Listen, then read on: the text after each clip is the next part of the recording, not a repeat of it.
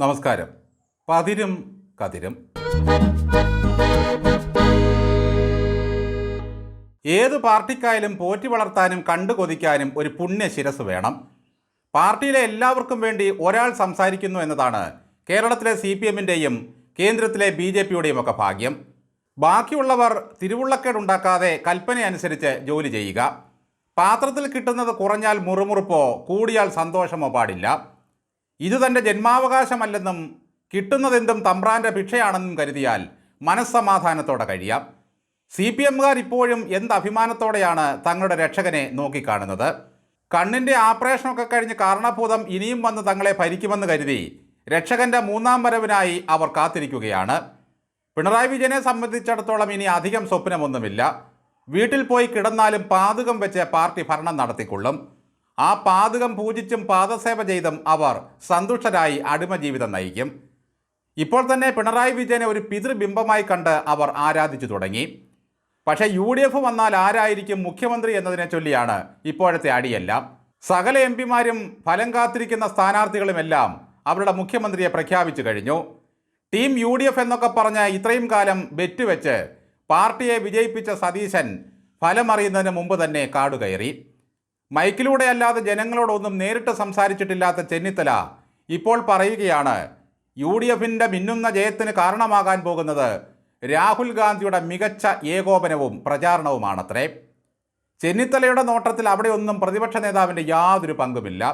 അല്ലാതെ VD സതീശൻ കൃത്യമായ പ്ലാനിങ്ങോടെ തെരഞ്ഞെടുപ്പ് പ്രചാരണം നടത്തിയതുകൊണ്ടോ കാര്യങ്ങൾ കൃത്യമായി പഠിച്ച് സഭയിൽ അവതരിപ്പിച്ചതുകൊണ്ടോ ജനങ്ങളുടെ നീറുന്ന പ്രശ്നങ്ങൾക്ക് പരിഹാരം കണ്ടതുകൊണ്ടോ പാർട്ടിയെ ഊർജ്ജസ്വലമായി നയിച്ചതുകൊണ്ടോ ജനകീയ പ്രശ്നങ്ങളിൽ സജീവമായി ഇടപെട്ടതുകൊണ്ടോ ഒന്നുമല്ല.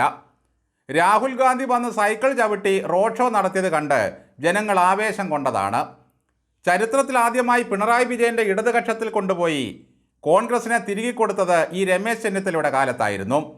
അന്ന് കേന്ദ്രത്തിലെ അമ്മമക്കൾ ആരും കേരളത്തിൽ പ്രചാരണത്തിന് വന്നില്ലായിരുന്നു.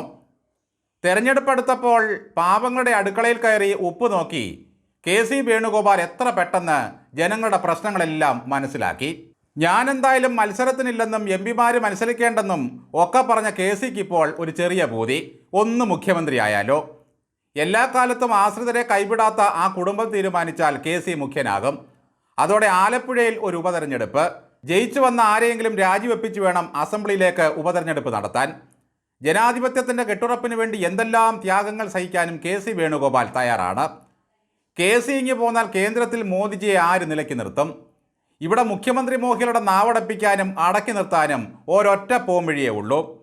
വയനാട് MP ആയ പ്രിയങ്കയ്ക്ക് എന്തുകൊണ്ട് കേരളത്തിൻ്റെ മുഖ്യമന്ത്രിയായിക്കൂടാ?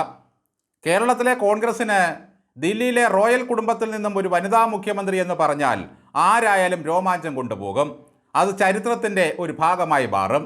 അതോടെ മുഖ്യമന്ത്രി യശപ്രാർത്ഥികൾക്ക് പരാതിയില്ലാതാകും, തർക്കങ്ങളില്ലാതാകും. അമ്മയെ മഹാമായേ എന്ന് പറഞ്ഞ് കോൺഗ്രസ്സുകാർ തൊഴുതു നിൽക്കും. പാർലമെൻറ്റിൽ ചെന്ന് വെറുതെ പൊരുതിയിട്ട് കാര്യമൊന്നുമില്ലെന്ന് പ്രിയങ്കയ്ക്കും അറിയാം. ഇവിടെയാകുമ്പോൾ ഒരു അംഗരാജ്യം എന്ന വണ്ണം കേരളത്തിൽ ഭരണം നടത്താം. ഇന്ത്യ ഭരിക്കാമെന്നുള്ള പ്രതീക്ഷയൊക്കെ ആ കുടുംബത്തിന് എന്നേ നഷ്ടമായി. തലേന്ന് വന്നു കയറിയ സോണിയാഗാന്ധിയെ ഇരുത്താൻ വയോധികനായ ഒരു കോൺഗ്രസ് പ്രസിഡന്റിനോട് രാജിവെച്ച് പോകാൻ പറഞ്ഞ പാരമ്പര്യമുള്ള പാർട്ടിയാണ് കോൺഗ്രസ്. അത്രയ്ക്ക് ഗുരുത്തമാണ്. തലയിലിരുന്ന ഗാന്ധിത്തൊപ്പി ഊരി കസേര തുടച്ചു കൊടുത്തിട്ടാണ് സീതാറാം കേസരി സോണിയാജിയെ അവിടെ ഇരുത്തിയത്. അതിനുശേഷം ഏതെങ്കിലും കാലത്ത് കോൺഗ്രസ് ഗുണം പിടിച്ചിട്ടുണ്ടോ? കേരളത്തിൽ 100 സീറ്റ് നേടി മിന്നുന്ന ജയം കരസ്ഥമാക്കിയ കാലത്താണ് തെന്നല ബാലകൃഷ്ണപിള്ളയെ പിടിച്ചിറക്കി വിട്ട് മുരളീധരനെ KPCC പ്രസിഡന്റാക്കിയത്. അത് മറ്റൊരു ഗുരുത്തത്തിൻ്റെ കഥ. സതീശനെ ഇസ്പേഡ് ഏഴാം കൂലിയാക്കി സൈഡാക്കി മാറ്റി കെട്ടിയിറക്കിയ KC വേണുഗോപാലിനെ വാഴിക്കാനാണ് ഹൈക്കമാൻഡിൻ്റെ തീരുമാനമെങ്കിൽ കോൺഗ്രസ്സുകാർ ഒന്നിച്ച് തെരുവിലിറങ്ങിയെന്ന് വരും. ഉപതെരഞ്ഞെടുപ്പുകൾ വേണ്ടി വന്നാൽ അന്ന് ജനങ്ങളിറങ്ങി ഈ നെറുകേടിനെതിരെ ഒറ്റക്കെട്ടായി പൊരുതേണ്ടി വരും. KPCC പ്രസിഡന്റായിരുന്ന മുരളീധരനെ മന്ത്രിയായി കാണാൻ കരുണാകരന് ഭയങ്കര മോഹമുണ്ടായി.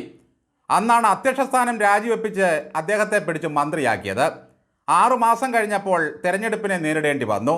പക്ഷേ മന്ത്രിയായിരിക്കെ മത്സരിച്ച് തോറ്റ ചരിത്രവും മുരളീധരൻ അങ്ങനെ സ്വന്തമാക്കി.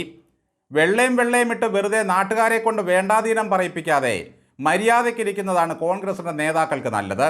അല്ലെങ്കിൽ ജനമിറങ്ങി നിങ്ങളെ തെരണ്ടിവാലിന് കുമിറ്റിയെന്നിരിക്കും.